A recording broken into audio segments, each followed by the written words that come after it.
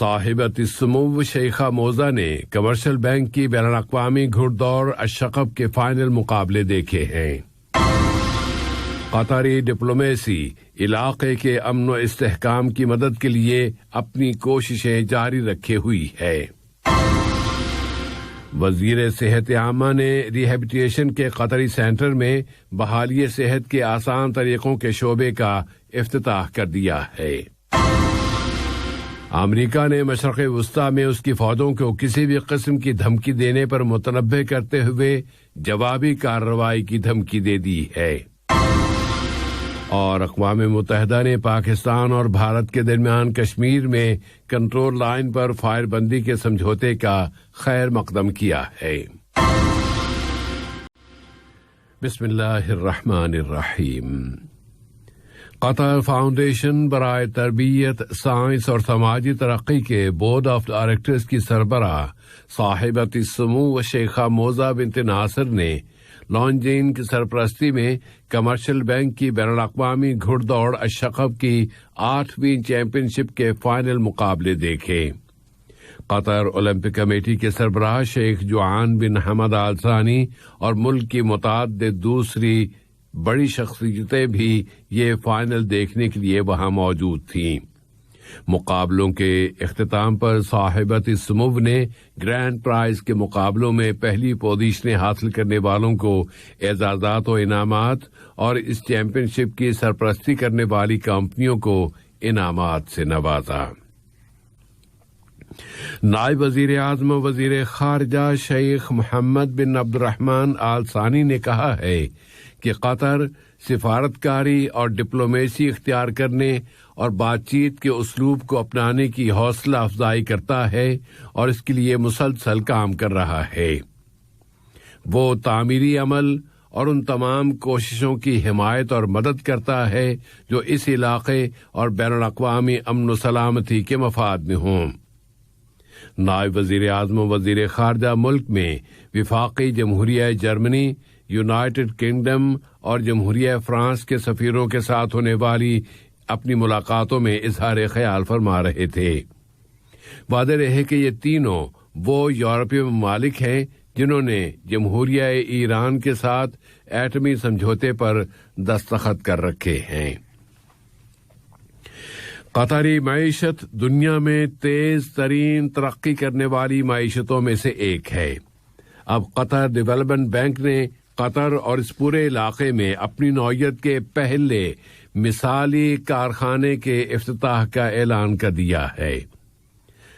Ideal factory نامی یہ منصوبہ قطر بزنس کے ہیڈ کوارٹر میں قائم کیا گیا ہے اور اس کا مقصد چھوٹے اور درمیانے درجے کی صنعتی کمپنیوں کو عملاً انفرادیت کے حصول میں مدد دینا ہے۔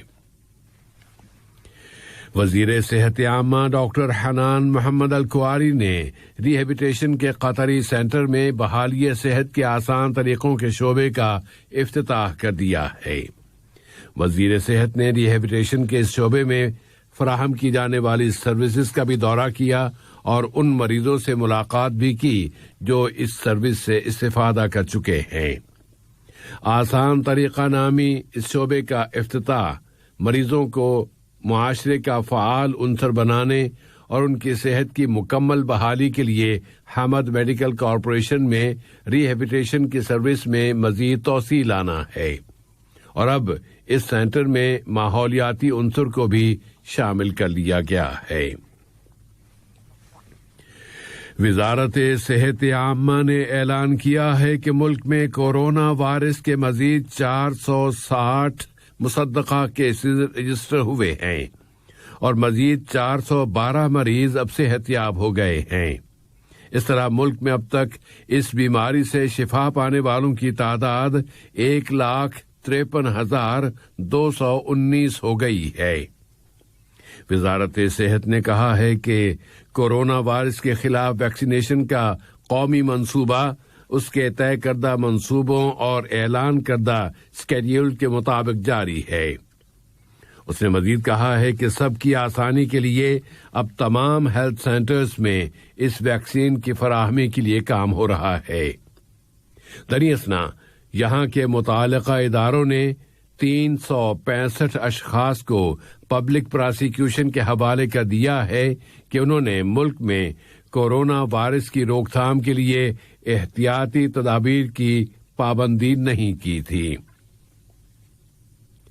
فلسطینی وزارت خارجہ نے جرائم سے متعلقہ بین الاقوامی عدالت کے پبلک پراسیکیوشن سے مطالبہ کیا ہے کہ وہ قابضوں اور یہودی آبادکاروں کے جرائم کی باضابطہ سرکاری تحقیقات شروع کرنے کا جلد از جلد اعلان کرے تاکہ اسرائیلی جنگی مجرموں کا محاسبہ کر کے ان کے خلاف عدالتوں میں مقدمے چلائے جا سکیں کہ ان مجرموں کی طرف سے اس سال کے آغاز سے فلسطینیوں کے مکانات اور ان کی تنصیبات کو مسمار کرنے کی کارروائیوں میں اضافہ کر دیا گیا ہے۔ دوسری جانب فلسطینی صدر محمود عباس کی فتح تحریک نے اپنے اس عزم کا اظہار کیا ہے کہ فلسطینی انتخابات کے راستے میں آڑے آنے والی رکاوٹوں پر قابو پا لیا جائے گا تاکہ انتخابات کے ذریعے فلسطینی تقسیم اور پھوٹ کا خاتمہ کیا جا سکے۔ تیونس کے دارالحکومت میں تیونس کی سب سے بڑی سیاسی پارٹی النہضہ تحریک کی اپیل پر کل زبردست جلوس نکالے گئے۔ ان جلوسوں کا مقصد ملک کے آئین اور دستور کی تائید و حمایت کا اظہار تھا۔ النہضہ تحریک نے پرزور انداز میں کہا ہے کہ ملک میں تینوں مرکزی شعبوں جمہوریت، پارلیمنٹ اور حکومت یعنی عاملہ کے درمیان اس وقت قائم سیاسی بحران کو ختم کیا جائے۔ امریکہ کے صدر جو بائیڈن نے کہا ہے کہ شام کے مشرق میں کیے جانے والے امریکی حملوں کو ایران لازمی طور پر ایک تنبیہ کے طور پر دیکھے۔ انہوں نے تہران کو متنبہ کرتے ہوئے کہا ہے کہ وہ سزا سے بچ نہیں سکتا۔ یہ حملے جن کی دمشق اور اس کے اتحادی ماسکو نے مذمت کی ہے، امریکہ اور ایران کے درمیان ایران کے ایٹمی مسئلے کی وجہ سے پائی جانے والی کشیدگی کے پس منظر میں کیے گئے ہیں۔ اقوام متحدہ نے پاکستان اور بھارت کی جانب سے ریاست کشمیر کی کنٹرول لائن پر فائر بندی کے مشترکہ اعلان کا خیر مقدم کیا ہے، اور اقوام متحدہ کی سلامتی کونسل کے سربراہ کی جانب سے جاری کردہ ایک اخباری بیان میں کہا گیا ہے کہ یہ اتفاق رائے اس علاقے میں امن اور استحکام کی بحالی کے راستے پر اٹھایا جانے والا ایک اہم قدم ہے۔ ادھر امریکہ کی وزارت خارجہ کی ترجمان جین بیساکی نے کہا ہے کہ امریکہ کے نئے صدر جو بائیڈن اس علاقے کے حالات پر نظر رکھے ہوئے ہیں۔ دونوں فریق ایک دوسرے پر اس خلاف ورزی کے الزامات لگاتے آئے ہیں۔ پاکستان اور بھارت کے درمیان فائر بندی لائن یا LOC کی لمبائی 740 کلومیٹر ہے، اور گزشتہ کئی دہائیوں سے یہ لائن ان دونوں ایٹمی ملکوں کے درمیان حد فاصل بنی ہوئی ہے۔ بھارت نے پاکستان پر سن 2020 کے دوران فائر بندی کی 5000 خلاف ورزیوں کا الزام عائد کیا ہے، جس میں اس کا کہنا ہے کہ 20 سول باشندے مارے گئے ہیں۔ اس کے بالمقابل اسلام آباد کا کہنا ہے کہ نئی دہلی نے 3000 سے زیادہ مرتبہ سمجھوتے کی خلاف ورزی کرتے ہوئے 29 سول باشندے قتل اور 250 دوسرے زخمی کر دیے ہیں۔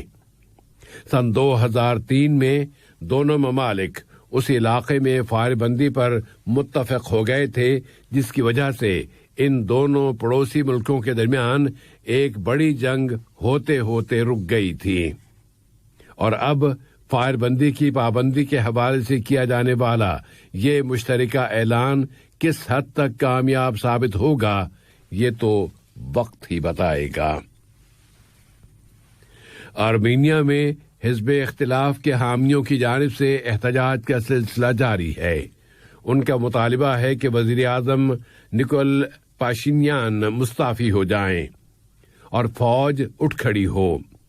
اب اس وقت تک وہاں کے صدر مصر ہیں کہ فوج کے سربراہ کو ان کے عہدے سے نہیں ہٹایا جائے گا، اور آرمینیا کی پارلیمنٹ ملک کے سیاسی بحران پر بحث کے لیے اپنا ایک غیر معمولی اجلاس بلا رہی ہے۔ اور میانمار میں آنے والے فوجی انقلاب کے خلاف مظاہروں کا سلسلہ جاری ہے۔ وہاں کے مظاہرین مطالبہ کر رہے ہیں کہ گرفتار کیے جانے والے سول رہنماؤں کو رہا کیا جائے، جن میں سر فہرست نیشنل ڈیموکریٹک لیگ کی صدر آنگ سان سوچی ہیں۔ اقوام متحدہ کے لیے میانمار کے سفیر کو ان کے عہدے سے برطرف کر دیا گیا ہے کہ انہوں نے اقوام متحدہ سے یہ مطالبہ کر دیا تھا کہ وہ اس فوجی انقلاب کے خلاف کوئی بھی ضروری طریقہ اختیار کرے۔ آج کا یہ نشریہ ختم ہونے سے قبل اہم خبروں کا خلاصہ ایک مرتبہ پھر سماعت فرما لیجیے۔